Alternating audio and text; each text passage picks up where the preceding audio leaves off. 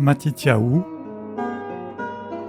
une traduction contextualisée de l'Évangile selon Matthieu.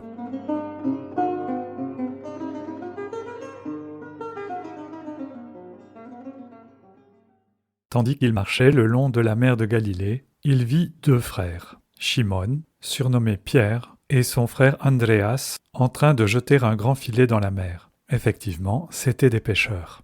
Et il leur dit « Venez à ma suite, et je ferai de vous des pêcheurs d'hommes. » Et aussitôt, ayant laissé là leur filet, ils le suivirent. Et étant parti de là, il vit deux autres frères, Yaakov, le fils de Zabdi, et Yochanan, son frère, dans le bateau avec Zabdi, leur père, en train de réparer leur filet. Alors il les appela, et aussitôt, quittant le bateau et leur père, ils le suivirent.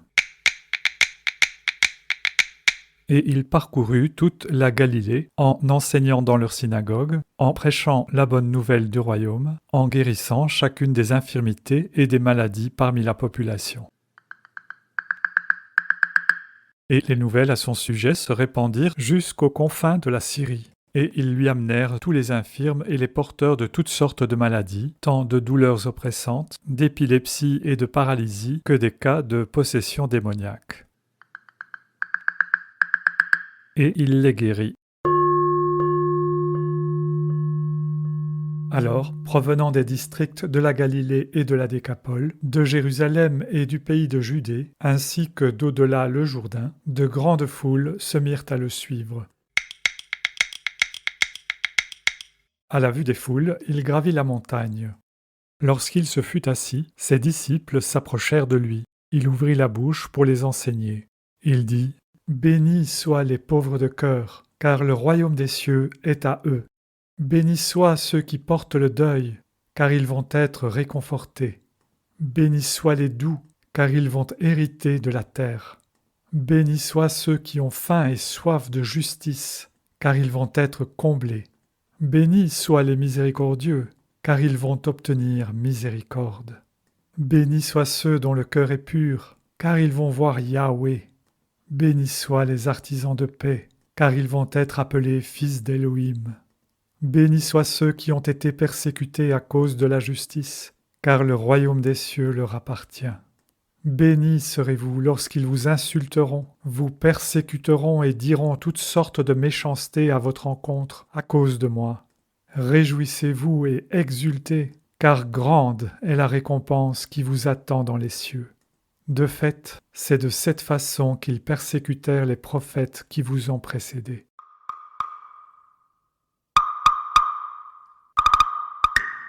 Vous êtes le sel de la terre. Mais si le sel perd sa saveur, avec quoi le salera-t-on ?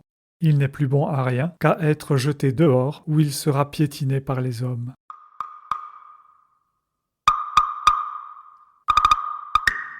Vous êtes la lumière de l'univers. Une ville située au sommet d'une colline ne peut être dissimulée. Et si l'on allume une lampe, ce n'est pas pour la placer sous un panier, mais sur un pied de lampe, où elle luit pour tous ceux qui sont dans la maison. Par conséquent, que votre lumière luise devant les hommes, pour qu'ils puissent voir vos bonnes actions et qu'ils rendent gloire à votre Père des cieux.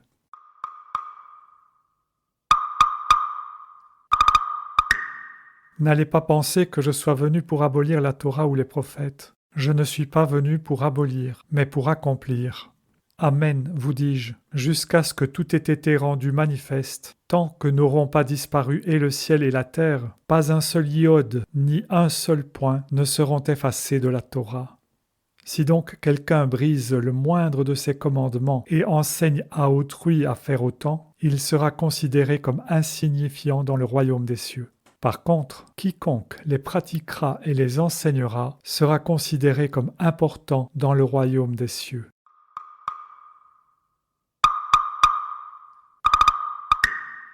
Amen, vous dis-je, si votre justice ne surpasse pas celle des scribes et des pharisiens, non, vous n'entrerez pas dans le royaume des cieux.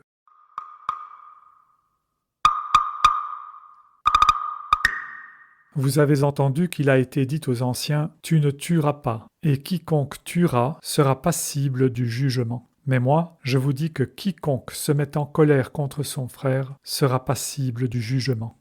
En outre, quiconque dira à son frère qu'il n'a pas de cervelle sera passible du tribunal suprême, et quiconque traitera son frère de fou sera passible des flammes de l'enfer.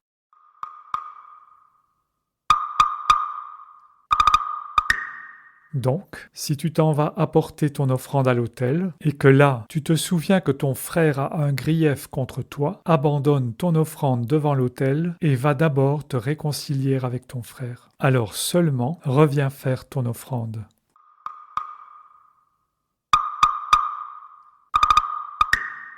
Accorde-toi promptement avec ton opposant tant que tu te trouves avec lui sur la voie publique, de peur que ton opposant n'aille te livrer au juge, puis le juge aux gendarmes, et que tu sois jeté en prison.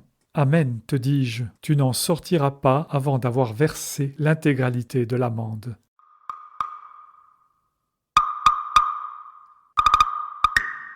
Vous avez entendu qu'il a été dit « Tu ne commettras pas d'adultère ». Mais moi, je vous dis que quiconque regarde une femme avec concupiscence a déjà commis l'adultère avec elle en son fort intérieur. Par conséquent, si ton œil droit est une occasion de chuter, arrache-le et jette-le loin de toi. En effet, il vaut mieux pour toi que périsse un seul de tes membres et que ton corps ne soit pas jeté tout entier en enfer. Et si ta main droite est une occasion de chuter, coupe-la et jette-la loin de toi. En effet, il vaut mieux pour toi que périsse un seul de tes membres et que ton corps ne soit pas jeté tout entier en enfer.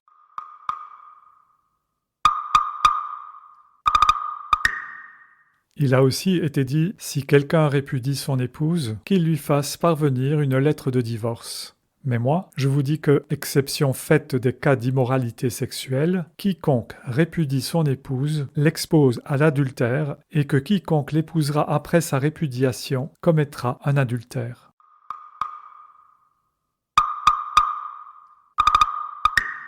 Vous avez encore entendu qu'il a été dit aux anciens, « Tu ne feras pas de faux serments et tu t'acquitteras de tes vœux envers le Tout-Puissant. » Mais moi, je vous dis de ne pas jurer du tout, ni par le ciel, parce que c'est le trône de Yahweh, ni par la terre, parce que c'est son marchepied, ni par Jérusalem, parce que c'est la cité du Mashiach.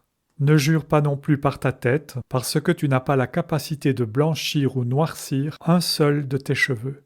Que votre parole soit oui, oui, non, non. Et tout ce que vous y ajoutez vient du mauvais.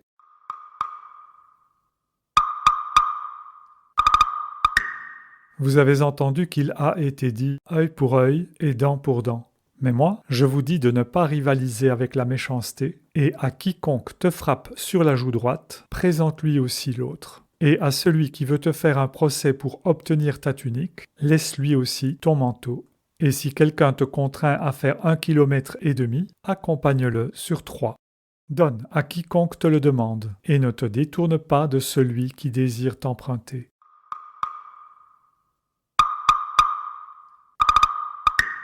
Vous avez entendu qu'il a été dit « Tu aimeras ton proche et tu haïras ton ennemi ».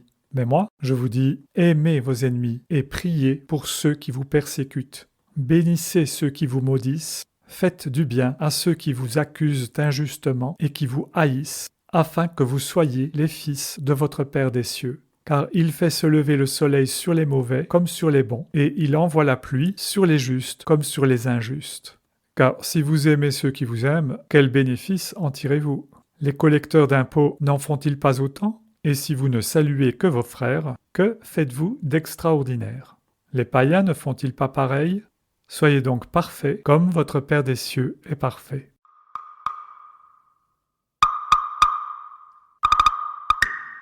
Et puis, gardez-vous de pratiquer votre justice devant les hommes pour qu'ils vous voient. Sans quoi vous n'aurez pas de récompense chez votre Père des cieux. Donc, lorsque tu fais l'aumône, ne le fais pas au son du chauffard, comme le font les hypocrites dans les synagogues et dans la rue, afin de s'attirer la gloriole qui vient des hommes. Amen, te dis-je, ils l'ont leur récompense. Mais quand tu fais l'aumône, ne permets pas à ta main gauche de savoir ce que ta main droite est en train de faire, afin que ton aumône s'accomplisse en secret. Alors ton Père, qui voit dans le secret, te récompensera. Et lorsque vous priez, que ce ne soit pas comme ces hypocrites qui aiment se tenir debout en prière dans les synagogues et au coin des rues, afin d'être vus des hommes. Amen, vous dis-je, ils l'ont leur récompense. Mais lorsque tu pries, va dans ta chambre, et après avoir fermé la porte derrière toi, prie ton Père dans le secret. Alors ton Père, qui voit dans le secret, te récompensera.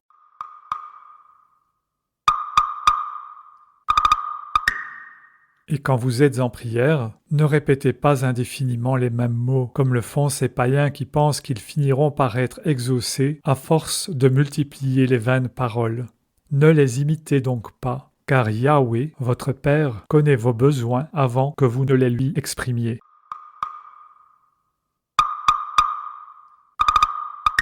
Vous, donc, priez comme suit. Notre Père qui es aux cieux, que ton nom soit sanctifié. Que vienne ton règne, que soit accomplie ta volonté à l'identique du ciel sur la terre. Donne-nous aujourd'hui notre pain quotidien, et remets-nous nos dettes, comme nous les remettons également à nos débiteurs.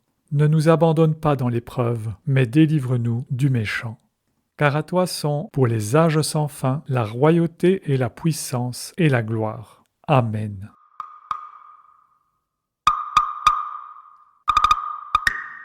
Si vous pardonnez leurs transgressions aux hommes, votre Père des cieux vous pardonnera lui aussi. Mais si vous ne pardonnez pas leurs transgressions aux hommes, votre Père des cieux ne vous pardonnera pas non plus vos transgressions.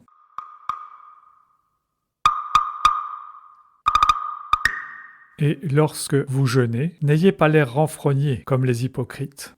De fait, ils arborent une mine défaite afin que tout le monde sache qu'ils jeûnent. Amen, vous dis-je. Ils l'ont leur récompense. Mais toi, quand tu jeûnes, oins-toi la tête et lave-toi le visage, afin que personne ne sache que tu jeûnes si ce n'est ton Père qui voit dans le secret. Alors ton Père qui voit dans le secret te récompensera.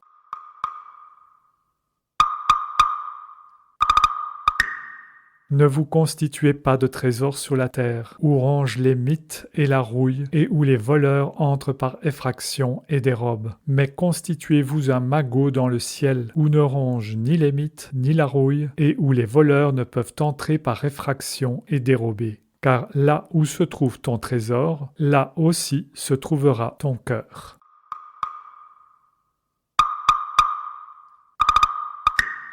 La lampe du corps, c'est l'œil. Par conséquent, si ton regard est pur, ton corps tout entier sera rayonnant. Mais si ton regard est mauvais, ton corps tout entier sera ténébreux. Si donc la lumière qui est en toi est obscure, comme les ténèbres sont épaisses,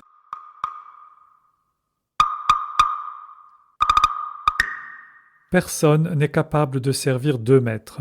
En effet, ou bien il haïra l'un et aimera l'autre, ou bien il sera dévoué à l'un et méprisera l'autre. Vous ne pouvez pas être à la fois au service de Yahweh et de Mammon.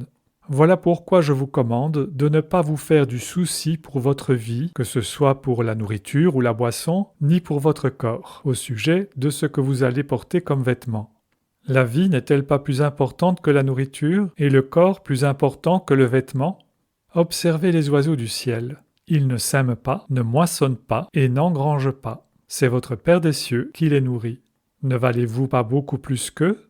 Qui d'entre vous, en se faisant du souci, peut augmenter son âge d'une heure? Et pourquoi vous faites-vous du souci au sujet de l'habillement? Observez les lys des champs, comme ils croissent sans peiner ni filer. Je puis vous assurer que pas même Shlomo, dans toute sa splendeur, ne fut paré aussi bien que l'un d'eux. Par conséquent, si le Créateur revêt ainsi l'herbe des champs qui subsiste aujourd'hui et qui demain sera jetée au four, ne prendra-t-il pas davantage encore soin de votre vêtement, à vous qui êtes incrédules? Ne vous faites donc pas de soucis en vous demandant « Que mangeons-nous? Que boirons-nous? De quoi serons-nous vêtus ?» Car toutes ces choses que recherchent les païens, votre Père des cieux sait que vous en avez besoin. Par conséquent, cherchez d'abord le royaume des cieux et sa justice, et toutes ces choses vous seront données de surcroît. Ne vous faites donc pas de soucis au sujet du lendemain, car demain aura souci de lui-même. À chaque jour suffit sa peine.